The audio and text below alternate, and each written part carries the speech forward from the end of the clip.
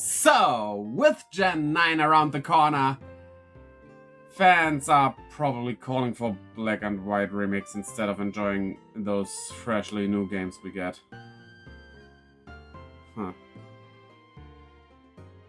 Hola, mis español hojas. Okay, with Pokémon Scarlet and Violet coming out this very year, of course I am hyped.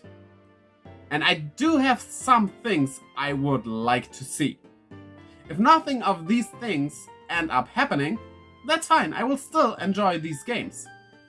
I mean, it would make them better if my hopes get into it, but, well, let's just call them some things I'd rather like to see in it or don't like to see in it, instead of something I really want in it.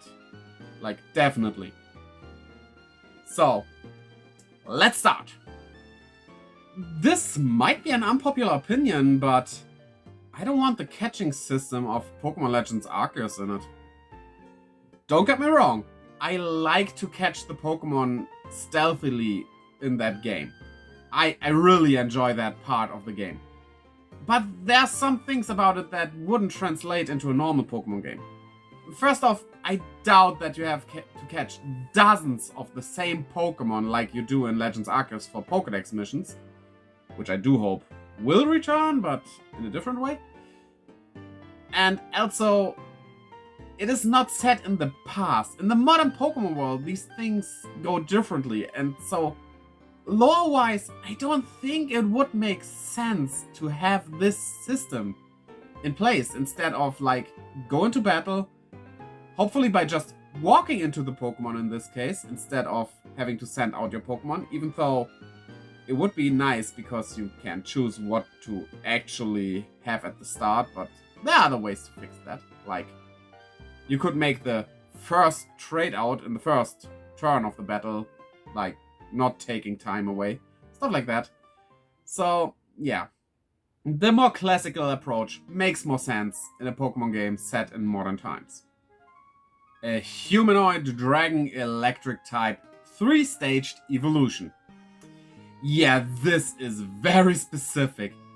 And I don't expect it to be in it, and it's fine. But the thing is, give me basically, as the last stage of the evolution, dragon type Zeraora with the electric type still intact, and that will be my favorite Pokemon, and nothing could beat that. That will forever be my favorite Pokemon in that case, because I love dragons. The dragons in Pokemon, not so much, kinda. There are some I do like, but it's not the types of dragons I generally like. I love humanoid dragons, and I love electric type stuff, with electric being one of my favorite types in Pokemon, so yeah. Not gonna hold my breath, though. I know, we have seen a normal one in the trailer, but I really want to have a regional form of Meowth. The one in the trailer could just be some special event Meowth that appears as a Cantonian Meowth or something, or maybe it belongs to a trainer from Kanto, something like that. And we still could have a regional form of it.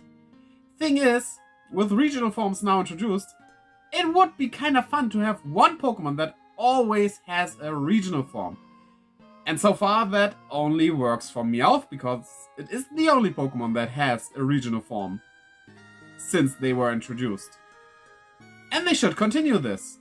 And also, with Meowth being a cat, it even makes sense. There are so many breeds of cats. You could do like a Yamaneko type Meowth, or even go into wildcats like a lynx or panther, something like that. So yeah, let's hope this is just a special encounter and we do get a regional form of Meowth. Exploration. Yes, we do know the routes will get bigger and you get to go into cities seamlessly without loading times. And I love that. However, even if we have wild area-like routes, don't make them as empty as the wild areas in Gala. Like, you could find Pokemon in every corner, sure, that's what this game is about after all. Also some items here and there, but that's kinda it. Well, we had that one strange tower building in Gala, which did nothing, but you could use a tower like this like for something like Spirituum or something. And also give us some ruins, like the ruins of Alf were mostly optional. We could have stuff like that.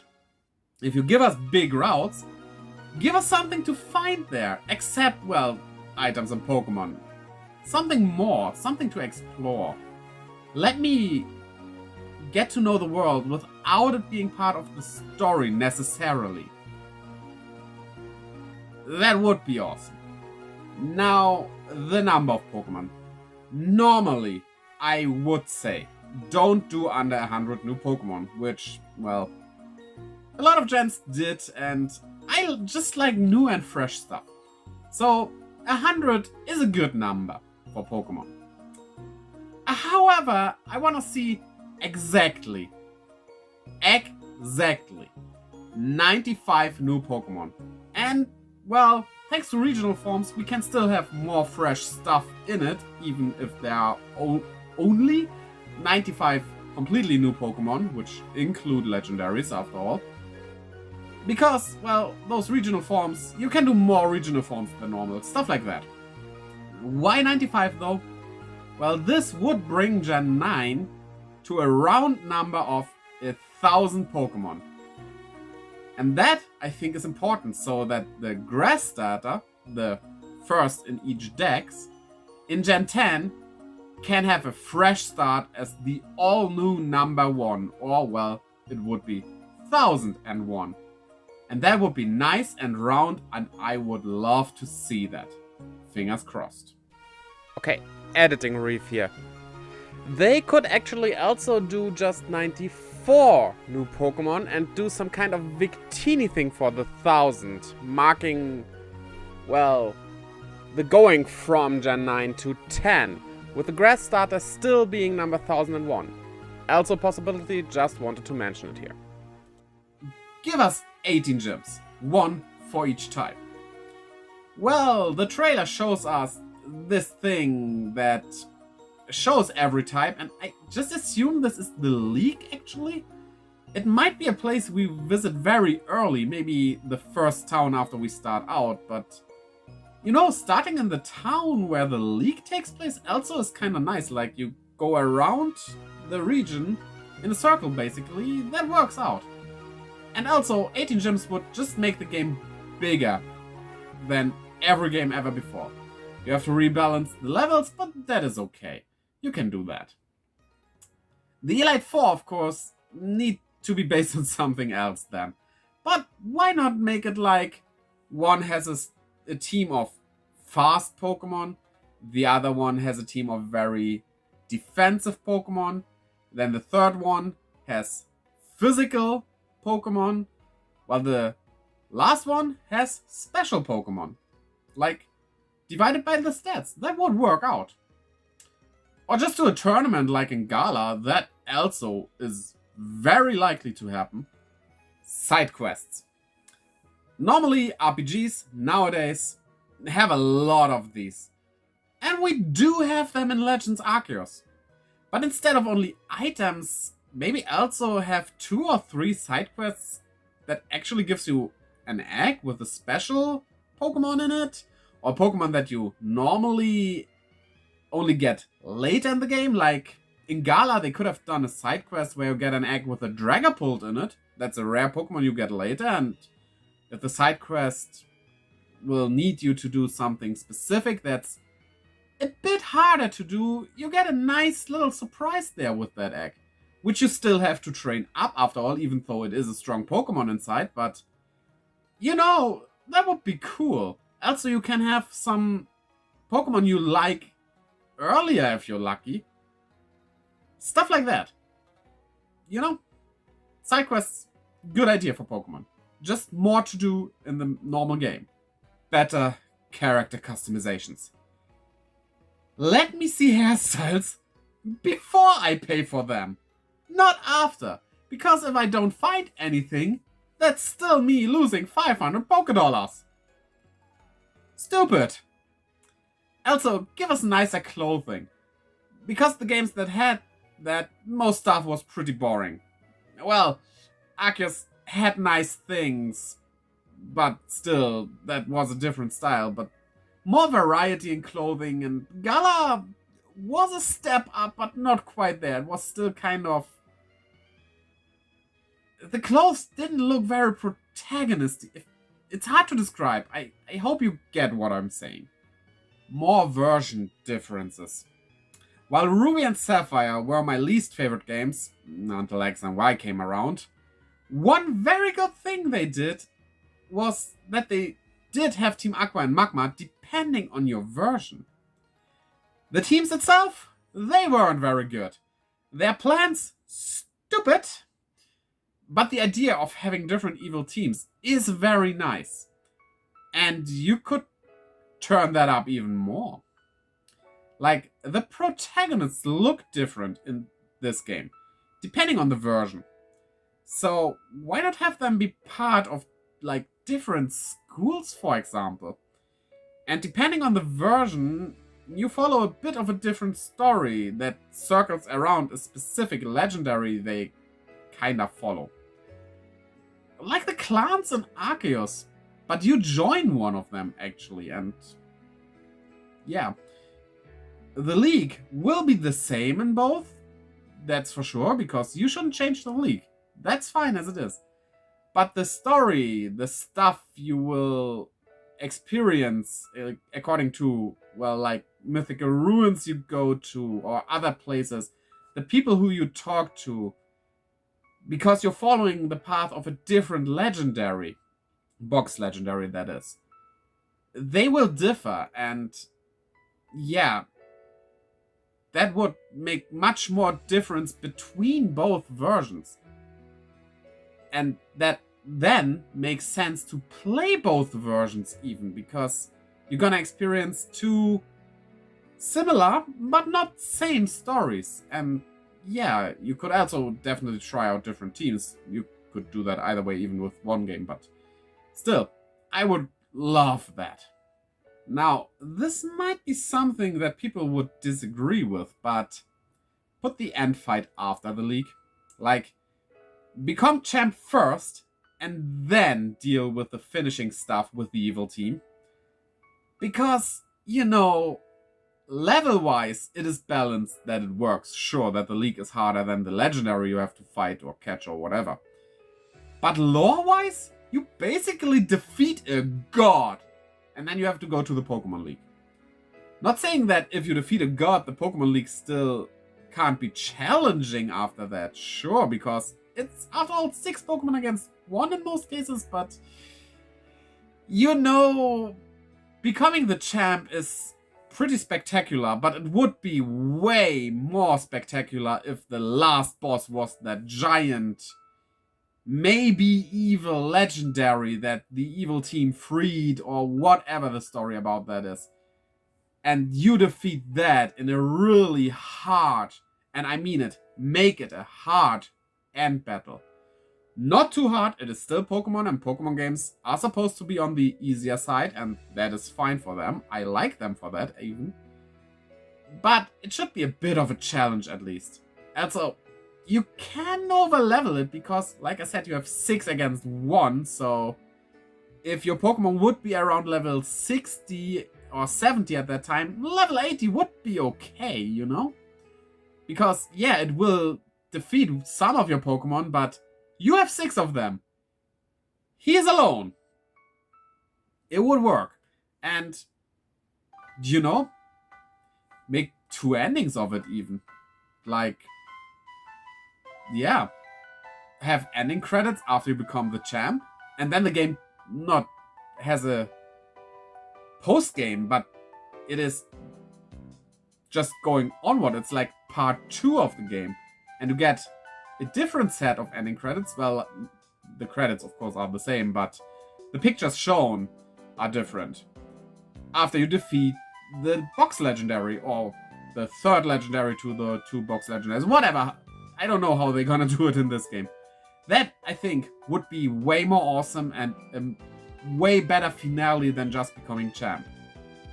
Like I said, becoming champ is an awesome feat, but it is stuff people do. That's nothing mythical, nothing special. well, nothing special in the sense of mighty special. You get what I mean. I know, the 3 monkeys are hated. Very much so. But I still like the idea of getting grass, fire, and water types early to complement your starter choice. And doing special Pokemon for that, instead of just having some running around like Oddish or something, is even better. They are like a second set of starters. However, I would like to be able to obtain not only 1, but 2 of them, so that I can have the grass, fire, water core. Not that you necessarily have to do that core, but it's a good thing, and new players of the games would benefit from it, because it is a strong core having these 3 types. And also, instead of just you getting gifted one, maybe do it as a side quest. Like, if you choose the grass type, let's say grass type, then you get a side quest you have to do, so it basically is the main quest, but it's the introductory side quest to side quests. And there you get the fire type.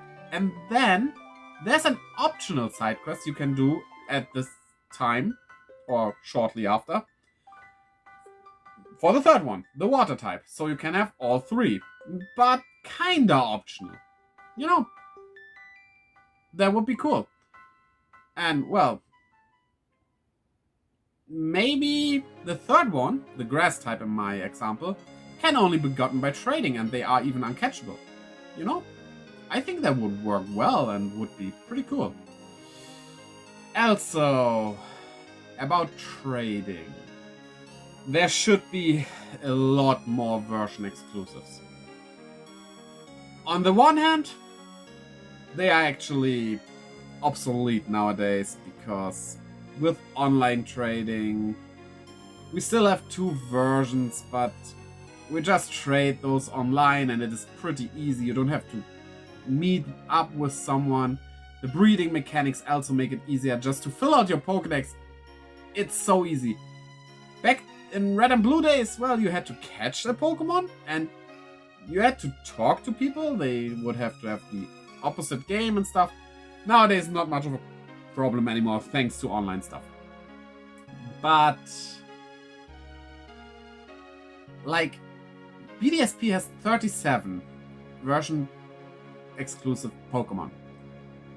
But that does include post-game Pokemon as well as legendaries. And it didn't feel like really much, especially due to online trading and, well, Pokemon Home as well, where you can get a lot of these Pokemon just from, like, Pokemon Let's Go or Pokemon Sword and Shield. Okay, Pokemon Home isn't included yet, but you will be. It's kinda easy getting those 37. I mean, most of these were also underground Pokemon, so you don't really meet them on your normal journey, because I think most people play it like they don't go that much into the underground until post-game. And yeah, and in post-game, it's not much about experiencing, meeting new Pokemon, it's just about filling your decks. Let us have at least, like, 50, but not with the underground stuff, and I think that would be a good number. Still, with online trading, it's still just easy, as well as breeding, it's... yeah, but that's how the state of the world is, basically. You can't have a Pokemon game without online trading, of course. But a bit more than those almost 40 BDSP had would be good. Just give us a reason to trade more. And now, all of our favorite subject. The Dex cut. I say yes to it. Do not put in all Pokemon. First off, not all Pokemon live in the new region. No region has all Pokemon living in them. So you just basically trade up those missing from somewhere else, and yeah. Then I always see Pokemon fans saying that in previous generations you could get every Pokemon. No! You could not. Gen 1. You have just one Game Boy and Pokemon Red, and that's it. You cannot get every Pokemon. You would need a friend with a Game Boy and Pokemon Blue on top of that is willing to trade you and even start over his game multiple times so you can get all the starters, and you need a link cable if you don't have all those for yourself. Personally, I had the Game Boy Color as well as the normal Game Boy, so I could trade with myself. I just needed the link cable and both games, okay, but still, most people back in the day, that's like 2 systems, link cable, 2 games, that's like what, $300? At least? That's quite a much. A lot of money for a child. And most of us were children. Then Gen 2 came around, and guess what? If you don't count Mew in Gen 1, that's fine, but in Gen 2 to complete the decks, you would need Mew. And where I lived, there was no distribution for Mew. There barely were any here in Germany even. So how do I get Mew in those games? I don't. It was literally impossible for me to get Mew and Celebi, and thus I could not possibly complete the Pokédex in Gold, Silver, and Crystal. Gen 3 as well, Jirachi kinda hard. It got better with Gen 4 being around, but even if the stuff is online now, still there are Pokemon you just can't really get.